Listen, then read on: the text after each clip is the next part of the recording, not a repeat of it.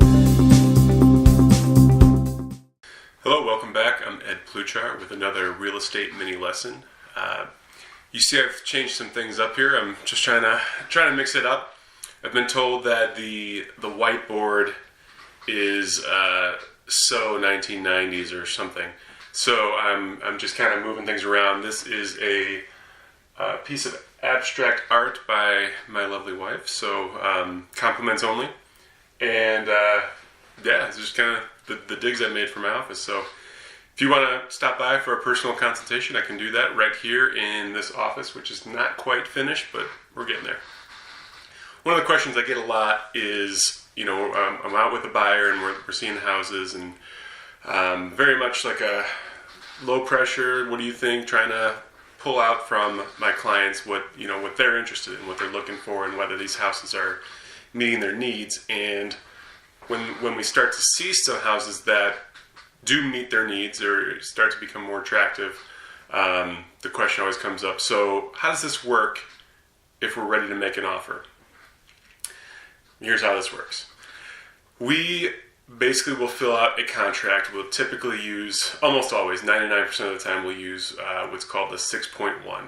Doesn't matter what the number is. What it matters is that it's the Realtor board standard contract. And it is, I don't know the exact percentages, but it's over 90% of all transactions in Illinois are conducted using this contract. So very standard contract that was drafted with the goal of being fair to the buyers and the sellers at the same time, as fair as possible. And then the lawyers get involved in. So we're gonna take that contract out either electronically or on paper, and for me, more often than not, it's electronically, and fill in your terms. Very easy to do. We'll go over your price, closing date, what kind of financing you have, any other options. You know, if you're looking for a closing credit, if you're doing an FHA loan, these are all things that we have to kind of fill in and make sure the seller's aware of the quality, the characteristics of your purchase. Really, it's just about that simple, because after that, we're going to send it off to the seller's agent and wait. It's usually less than 24 hours, sometimes less than 1 hour, but we'll get a response back from them saying, you know, here's how we feel about that offer. Now, unless you're making a full price offer, almost invariably you're going to get a counter offer. And if I'm your realtor on the sell side, I'm always going to tell you, let's counter offer. Unless we're getting a full asking price offer, then maybe we would stop and say, okay, that's pretty good. 100% of 100% is pretty good. So in any case, we'll get a counter offer. Now it's becoming a verbal negotiation.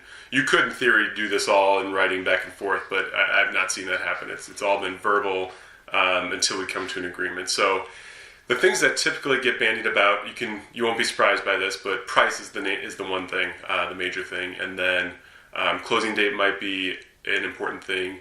As is might be an important thing. What that means is that the seller is saying, we're not going to do anything for you. You know, this house is what it is. That's what you're buying. We're not repainting anything. We're not fixing anything. It just is as it is. And there are other terms as well that may have bearing on the negotiation, but those are pretty well the main ones. And finally, between the agents, we'll come to a verbal agreement on behalf of our clients. And once we've got that, once we've said, do you agree with this? That's a deal, yeah. And then we'll go back and put it in writing. We'll revise the written contract and have you go through and sign it or initial the parts where we changed and send that off to the seller, who will then themselves sign it, and we're off to the races. I like to say it's a lot of hurry up and wait in the real estate process. So that's it in a nutshell. I'm trying to keep these shorter too, so a lot of inside baseball. I'm really kind of an open book on these things. But if you have any questions about the process, if that's not enough for you, you want some more information, give me a call at 815-931-2279, or you can email me at edward.pluchar@gmail.com. Thanks for watching.